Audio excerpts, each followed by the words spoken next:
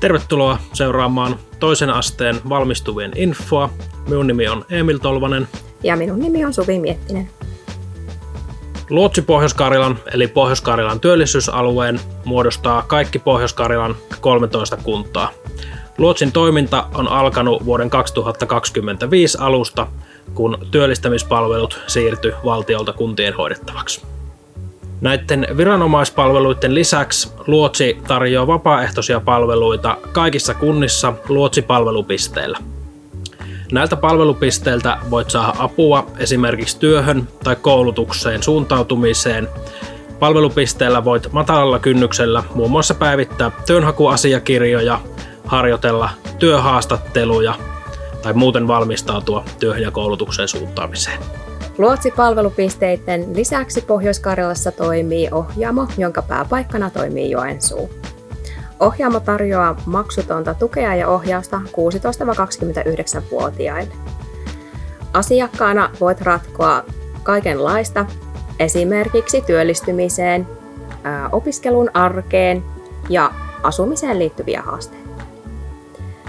Ideana on vähentää ylimääräistä byrokratiaa ja oikoa mutkia polultasi. Ja Ohjaamoon voit tulla asialla kuin asialla. Ja meidän slogan kuuluu: jos et tiedä mistä aloittaa, aloita Ohjaamosta. Kaikki Suomen ohjaamoiden yhteystiedot löydät osoitteesta ohjaamot.fi. Joensuun Ohjaamon verkkosivut löytyvät osoitteesta joensuu.fi/ohjaamo. Sieltä löydät meidän verkkosivujemme lisäksi asiantuntijoiden yhteystiedot sekä tapahtumakalenterin. Seuraathan meitä myös somessa, Instassa Ohjaamo Joensuu. Näin valmistumisen kynnyksellä, jos sulla ei ole tiedossa vielä heti valmistumispäivästä seuraavana päivänä alkavaa kokoaikatyötä, niin ajankohtaista olisi työnhakijaksi ilmoittautuminen. Minkä takia kannattaa ilmoittautua työnhakijaksi? No oikeastaan 2 pääpointtia. Ensinnäkin saat tukea siihen työllistymiseen ja jatkokoulutusasioihin. Pääset osallistumaan meidän alueen koulutuksiin, valmennuksiin. Ja toisekseen sinun oikeutesi työttömyysturvaan selvitetään. Mikäli estettä työttömyysturvan maksamiselle ei ole, voit hakea työttömyysetuutta joko Kelasta tai työttömyyskassasta. Työnhakija-asiakkaana sulla on tiettyjä velvollisuuksia. Ensinnäkin sun tulee pitää se työnhakus voimassa, eli toisin sanoen et laiminlyö mitään seuraavista tehtävistä, etkä myöskään mene verkkoon ja katkaise sitä työnhakua itse. Olet tavoitettavissa, eli pidät yhteystietosi ajan tasalla, vastaat ja reagoit viesteihin, sähköpostiin ja puheluihin. Toteutat yhdessä työvoimaviranomaisen kanssa sovittuja toimia, esimerkiksi haet tiettyä määrää työpaikkoja per tarkastelujakso. Osallistut työllistymissuunnitelman laatimiseen, kuittaat sen suunnitelman tehtävät, huomioit sinulle mahdollisesti tulevat koulutus- ja työtarjoukset. Lisäksi alle 25-vuotiailla on myös koulutukseen hakuvelvoite, josta tulee kohta vähän lisää tietoa. Kaikista näppärimmin pääset ilmoittautumaan työnhakijaksi työmarkkinatori.fi-sivujen kautta. Sieltä löydät asiointipainikkeen, jonka kautta pääset vahvan tunnistautumisen kautta rekisteröitymään palveluun. Mikäli sinulla ei ole käytössä vahvaa tunnistautumista, voit käyttää paperilomaketta. Sellaisen voit täyttää Luotsin palvelupisteellä. Miten Luotsi Pohjois-Karjala palvelee juuri sinua? Työnhakijana saat tiivisti tukea heti työnhakuusi alusta alkaen henkilökohtaisissa ja säännöllisissä tapaamisissa. Asiakaspalvelumallin tavoitteena on antaa työnhakijoille aiempaa yksilöllisempää ja riittävää tukea työnhaussa. Tavoitteena on, että työnhakijat työllistyvät mahdollisimman nopeasti. Työnhakijalle järjestetään työllistymisen edistämiseksi alkuhaastattelu- ja työnhakukeskusteluita, toki niiden lisäksi myös muita tapaamisia. Työnhakijana sinulla on työnhakuvelvollisuus. Se tarkoittaa sitä, että joka kuukausi sinun tulee hakea tietty määrä työmahdollisuuksia, jotta sinun oikeutesi työttömyysturvaan säilyy. Työnhakuvelvoitteesta sovitaan aina vastuuvirkailijasi kanssa. Pääsääntönä on, että työnhakija hakee 4 työmahdollisuutta kuukaudessa. Jossain tilanteessa määrä voi olla vähemmän tai työnhakuvelvollisuutta ei aseteta työnhakijalle lainkaan. Tästä sovitaan aina vastuuvirkailijan kanssa erikseen. Työnhakuvelvoite riippuu siis työnhakijan tilanteesta ja työkyvystä. Työnhakijana voit itse päättää, mitä työmahdollisuuksia haet. Niiden tulee kuitenkin olla realistisia, eli toisin sanoen vastata sinun kokemusta työelämästä, koulutuksesta ja toki sinun tulee huomioida työpaikan sijainti. Työnhakuvelvoite kirjataan suunnitelmaan. Suunnitelmaa tarkastellaan vähintään 3 kuukauden. Työllistymissuunnitelma on virallinen asiakirja, joka laaditaan jokaiselle työnhakija-asiakkaalle. Työllistymissuunnitelmaan kirjataan oma polkusi kohti työtä tai koulutusta. Työllistymissuunnitelmaan kirjataan myös lain edellyttämät työnhakuvelvoite tai muut sovitut tehtävät. Ilmoita työmarkkinatorin asiointipalvelussa, kun suunnitelmassa sovitut tehtävät ovat toteutuneet. Suunnitelma tehdään ja päivitetään aina yhdessä oman vastuuasiantuntijasi kanssa. Jos tilanteesi muuttuu, muista ilmoittaa siitä työmarkkinatorin asioinnin kautta. Toimi näin, kun haet työttömyysetuutta. Kun olet ilmoittautunut työnhakijaksi, tee työttömyysetuushakemus alkaen ensimmäisestä työnhakupäivästäsi. Hakemuksen voit tehdä Kelaan tai työttömyyskassaan, jos sellaiseen kuulut. Kelasta haettavissa ovat työmarkkinatuki tai peruspäiväraha. Ota kuitenkin huomioon, että 1. toukokuuta 2026 uusi yleistuki korvaa nämä molemmat. Sinun ei tarvitse itse tietää, kumpaa etuutta olet hakemassa. Kela katsoo tilanteesi ja maksaa sinulle sitten oikeaa etuutta. Työttömyyskassan kautta haettavissa on ansiosidonnainen päiväraha.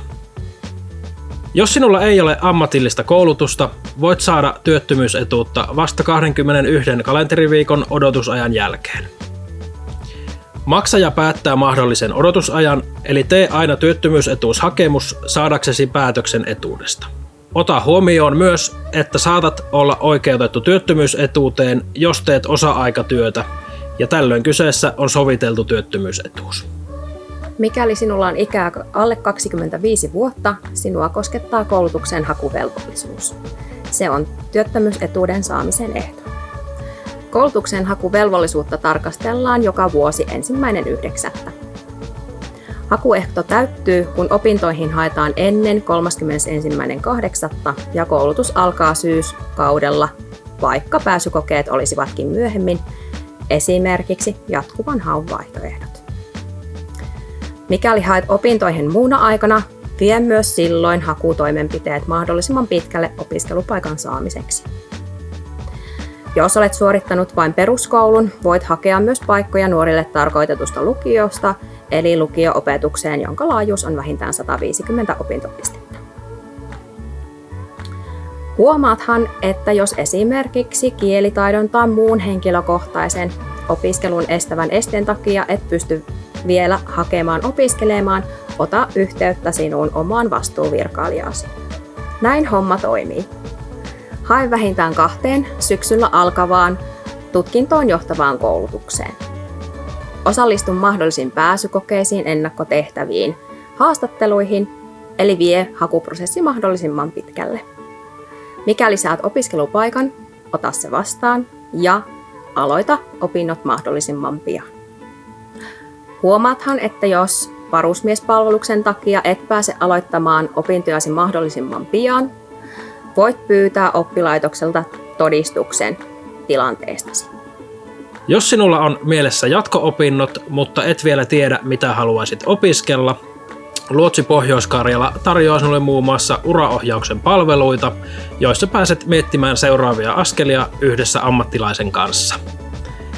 Meidän kauttamme on mahdollista myös hakeutua työkokeiluun, jossa voit kokeilla, mikä ala soveltuisi sinulle ja millaisia työtehtäviä ala pitää sisällään käytännössä. Jos sen sijaan tiedät, mitä haluaisit opiskella, tarkista opintopolusta, milloin kyseinen koulutus on haussa. Työkokeilussa pääset tutustumaan koulutusalaan ennen opintojen alkamista.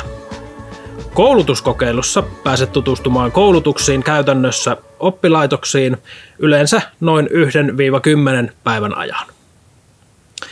Jos seuraavana tavoitteenasi on työ, kannattaa töitä hakea mahdollisimman monikanavaisesti. Tämä tarkoittaa sitä, että otat käyttöön tuttavat, kaverit ja muut verkostot työnhaussa. Tutustu työpaikkailmoituksiin työnhakusivustoilla, esimerkiksi Työmarkkinatorilla. Tee hyvä ansioluettelo ja työhakemus. Näihin löytyy valmiita pohjia verkosta ja erilaisista sovelluksista. Luo itsellesi osaamisprofiili Työmarkkinatorilla. Lähetä avoimia työhakemuksia ja ota rohkeasti yhteyttä työnantajiin. Muista hyödyntää myös henkilöstövuokrausfirmat. Hyödynnä sosiaalista mediaa, esim. Facebook, LinkedIn tai Instagram. Otathan yhteyttä, mikäli kaipaat apua työnhakutaitojesi päivittämiseen. Sinua auttavat oma vastuuvirkailijasi, luotsi sekä ohjaamo. Oletko suunnitellut lähteväsi töihin tai harjoittelun ulkomaille? Ennen työ- ja harjoittelupaikan hakua on hyvä kartoittaa oma kielitaito ja osaaminen sekä kohdemaan työllisyystilanne. EURES on eurooppalainen työnhakuverkosto. Voit käydä tutustumassa EURES-sivustoon, sieltä löydät esimerkiksi työpaikkoja sekä tietoa elämästä ja työskentelystä eri Euroopan maissa. Pohjois-Karjalassa sinua auttavat EURES-asiantuntijat Juha Forsblom ja Johanna Tolvanen. Kiinnostaako yrittäjyys? Yrittäjyys on nykyään yhä useamman vaihtoehto työelämässä. Ennen kuin aloitat yritystoiminnan työttömänä ollessasi, tutustu aiheeseen huolellisesti ja ole yhteydessä vastuuvirkailijaasi. Saat lisätietoa ja neuvoja muun muassa yrittäjyyskokeilusta ja starttirahasta. Yritystoiminta myös laskutuspalveluiden kautta voi vaikuttaa oikeuteesi saada työttömyysturvaa. Yritystoiminnan aloitus kannattaakin siis valmistella huolellisesti. Tutustu yrittäjien palveluihin ja materiaaleihin Työmarkkinatorilla. Katso myös yrittäjyyden työkalut. Mitä tapahtuu seuraavaksi? Työnhakusi on voimassa toistaiseksi.